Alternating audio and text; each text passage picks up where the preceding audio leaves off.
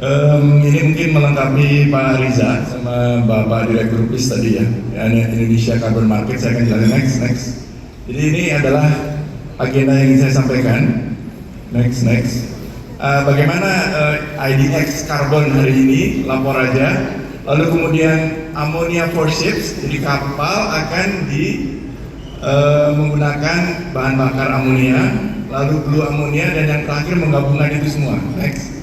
IDX Carbon Pak Jokowi waktu itu melaunch pada September 2023 tanggal 26 dan alhamdulillah sukses, tapi hanya untuk domestic buyers atau pembeli dalam negeri. Lalu Januari 2025 Menteri LH melaunch untuk international buyers.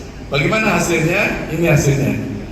Dari 1 juta, di sini ada Pak Diki nanti bisa report, dari 1 juta ton karbon yang dijual oleh Pertamina hanya 400.000 yang laku. Jadi tidak sampai separuh. Harganya pun Anda lihat situ $3,5. Jadi itu adalah pembeli domestik dan hanya separuh dari para pembeli yang membeli Pertamina sendiri. Oke, next. Nah, penyebabnya menurut informasi adalah mungkin karena tidak ada pembeli luar negeri yang dibolehkan membeli di tahun 2023. Oleh sebab itu Menteri LH membuka Januari 2025. Next, silakan. Dibukalah pada tahun 2025 Januari untuk para international buyers. Apa yang terjadi? Hanya 50.000 ton. Hanya 50.000 ton. Harganya pun tidak berbeda, ya lebih mahal sedikit, $5. Apa nih masalahnya? Oke, masalah pertama next adalah ini. Setelah Februari 2025 tidak ada pembelian karbon kredit, ada tapi kecil sekali lah, ratus ribu rupiah pada bulan Maret. Dan ini 2.200.000 itu ready tapi tidak terbeli. Kenapa? Karena metodologinya adalah metodologi Indonesia. Next, tapi Menteri LH juga cepat. Pada bulan Mei 2025 dirubah, metodologinya dirubah ke international standard. Tadi Pak Riza sudah menyampaikan, ditandatangannya untuk pertama ini bersejarah ini, karena ini terobosan luar biasa. Pakailah metodologi gold standard, sehingga metodologi yang sebelumnya dikerjakan sendiri oleh LH bisa mengadop metodologi international standards dan juga registrinya dan sebagainya. Jadi ini sebuah terobosan. 2024 mempelajari itu semua. CDM metodologi yang lebih lengkap, UNFCCC dipakai semua oleh Kementerian LH. Jadi tidak ada lagi masalah metodologi dalam tanda petik. Jadi masalahnya apa? Additionality. Apa ini additionality? Saya stop dulu di situ. Maju berikutnya. Di sini baru saya masuk tentang kapal dengan blue ammonia atau ammonia ships.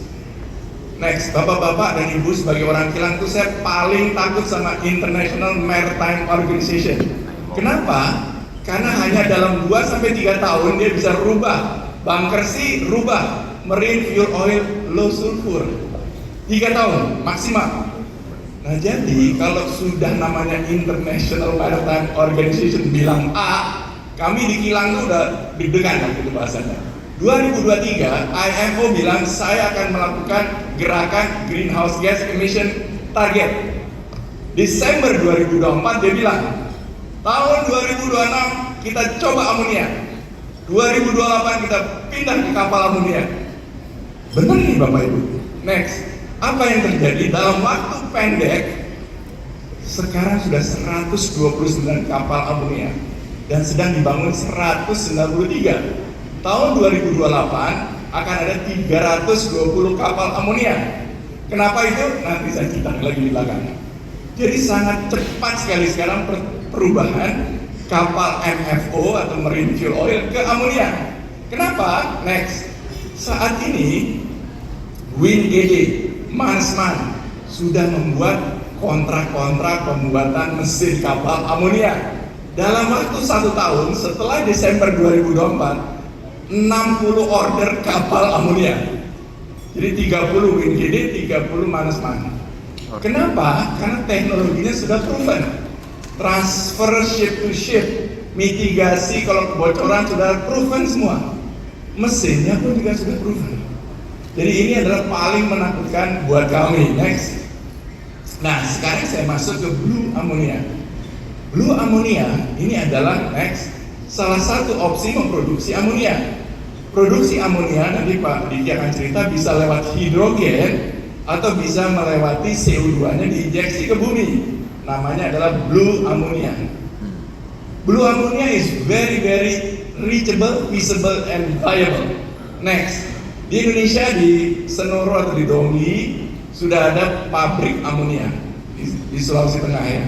Ini pabriknya sudah jadi, tapi dia sudah mengantisipasi akan terjadi kebutuhan amonia untuk kapal.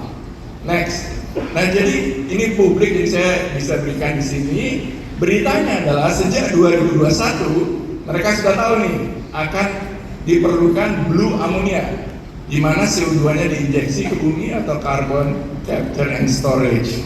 2021 sudah dilakukan studi, hari ini sudah selesai, akan registrasi carbon credit, dan 2027 ditargetkan siap. Satu informasi tambahan next, untuk pabrik amonia, penangkapan CO2-nya no new investment. Investment dari CO2 capture-nya atau absorber stripper sudah ada di dalam existing pabrik tersebut. Jadi hanya kompresi kirim ke bumi. Notabene investasinya tidak mahal. Finally saya rangkum semuanya. Next, saya rangkum ini menjadi penting. Apa yang terjadi 2028? 2028 IMO sudah bilang, saudara-saudara pemilik kapal, tier 1, kalau kamu memakai fuel yang kurang bagus, kamu saya kasih denda $100, atau kamu harus memberikan penalti.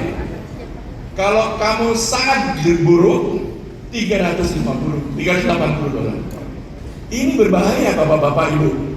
Kapal-kapal akan harus membayar $100 per ton CO2 atau $380 per ton CO2 tergantung dari fuel yang mereka pakai.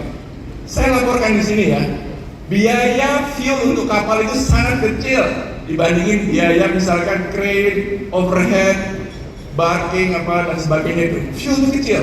Jadi ini mereka akan paksa. Saya yakin mereka akan paksa. Kapal Indonesia yang pada tahun 2028 tidak memakai fuel yang ramah lingkungan kena $380. Oke, saya gabung semua. Next, inilah yang namanya additionality. Apakah itu additionality? Additionality adalah project carbon credit yang hanya bisa jalan apabila keekonomiannya dibantu dengan penjualan carbon credit. Nah, jadi di sini ada 3 lingkaran. Lingkaran pertama adalah tentunya denda. Jadi IMO tidak menentukan harga blue ammonia, dia denda. Ini pinter ini, denda. Denda berarti tidak ada uang mengalir ke pengembang proyek. Uang mengalir pengembang proyek datangnya dari yang di bawah. Green, blue ammonia dapat uang seperti itu. Harga investasi blue ammonia hanya $100 juta, hanya paling mahal $150 juta. Kalau 1 tahun 1 juta ton, $50 per ton, it's only 3 years. It's only 3 years. Jadi Bapak Ibu, itu akan terjadi dalam waktu hitungan 5 tahun.